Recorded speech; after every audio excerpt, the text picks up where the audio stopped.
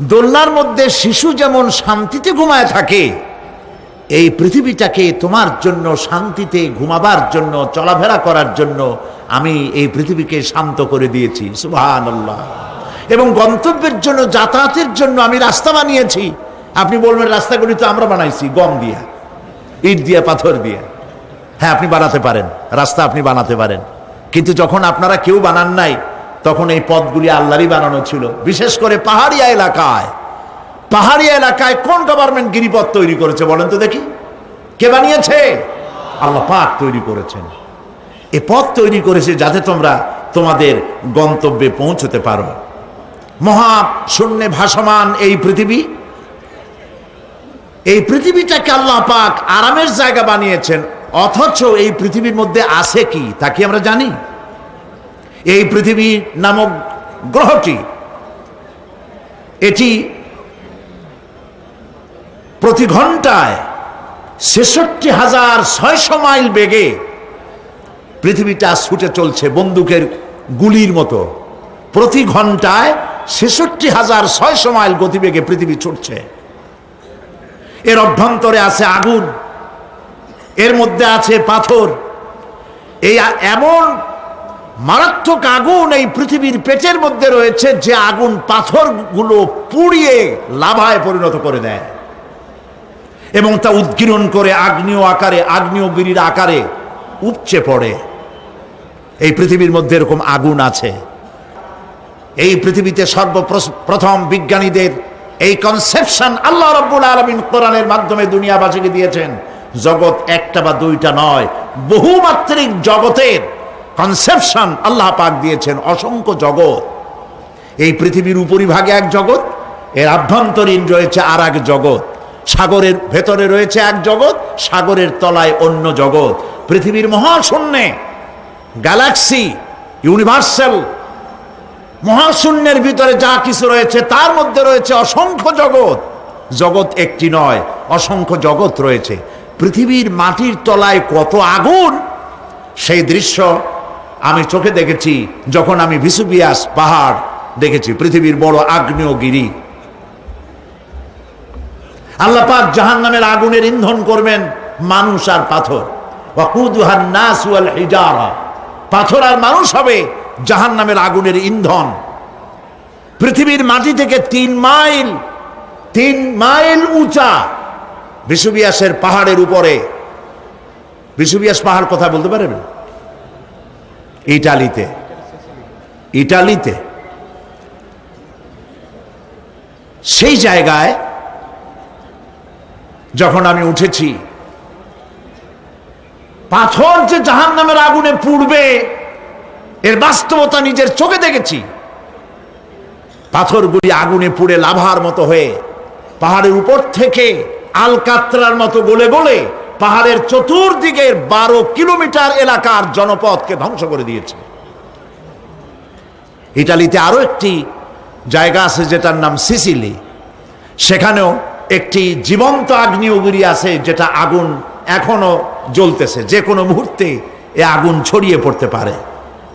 কাজেই পৃথিবীর মধ্যে একদিকে রয়েছে, এর মধ্যে রয়েছে আগুন, রয়েছে পাথর গলায়া লাভা বানাবার মতো বিরাট শক্তি।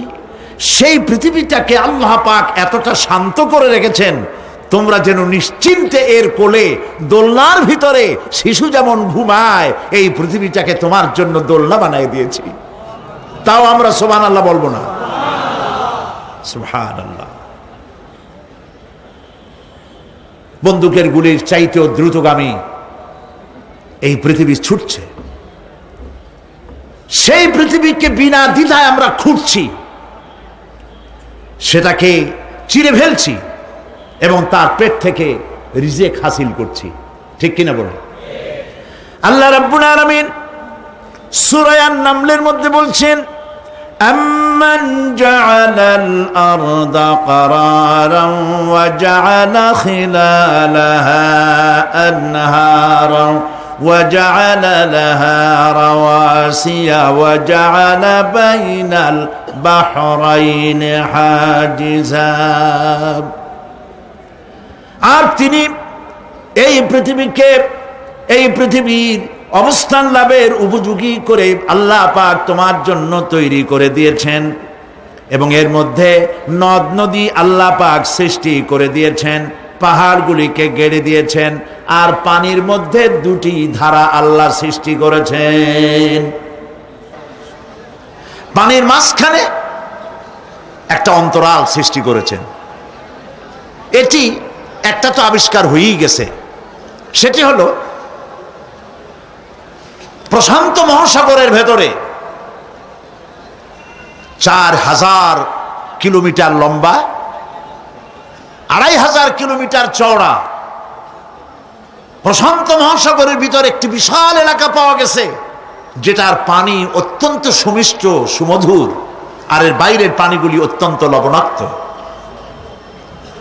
সূরা আর রহমানের মধ্যে আল্লাহ পাক বলেছেন, মারাজাল বাহরাইনি ইয়ালতাকিয়ান বাইনাহুমা বারযাখুন লা ইয়াবগিয়ান ফাবিআইয়ি আলাই রাব্বিকুমা তুকাযযিবান। দুটি সমান্তরালে পানি প্রবাহিত হয়ে যাচ্ছে, দুটি ধারা।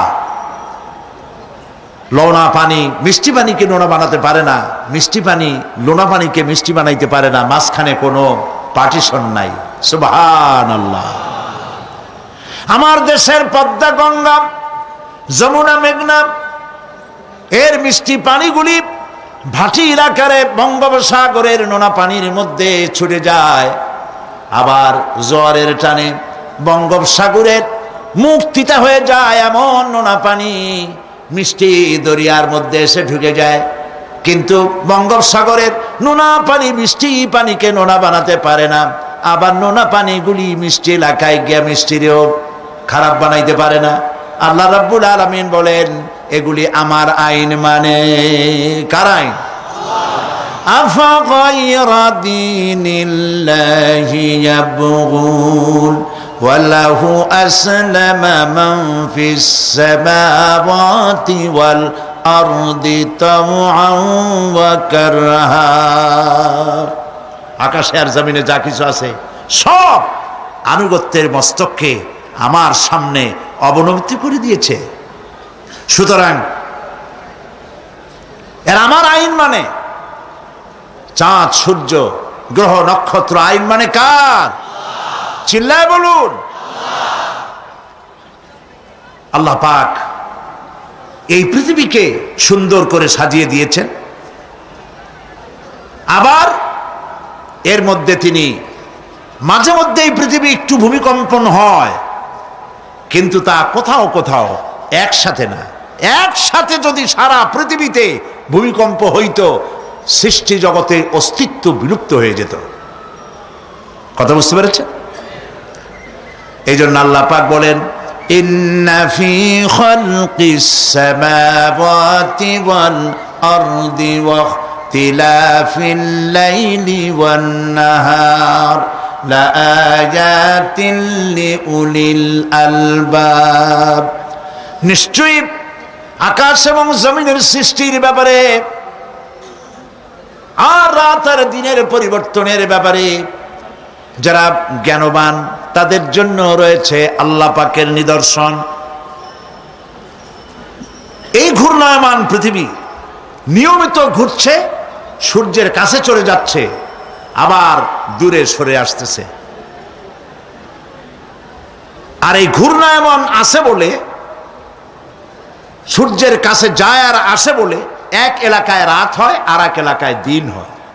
এখন বাংলাদেশে রাত 8:45, আর ঠিক একই সময় আমেরিকার নিউ ইয়র্কে এখন দিনের 9:15।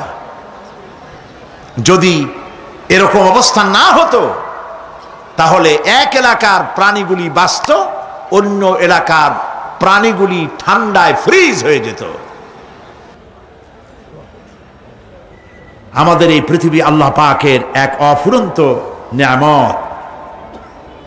এই অফুরন্ত নিয়ামত আল্লাহ পাক আমাদেরকে দিয়েছেন, আর এর মধ্যে এর অভ্যন্তরে রয়েছে মানুষের খাদ্য, তৈরি করার মতো প্রাণ শক্তি মাটির মধ্যে আল্লাহ পাক দিয়েছেন। পৃথিবীটা এটি সূর্যকে আর চন্দ্রকে আল্লাহ পাক একটা নির্ধারিত মেজারমেন্ট করে রেখেছেন, একটা ঠিক সঠিক জায়গায় রেখেছেন। বিজ্ঞানীরা বলেছেন সূর্যর যে ডিগ্রিতে এখন আছে ওর থেকে কয়েক ডিগ্রি যদি নিচে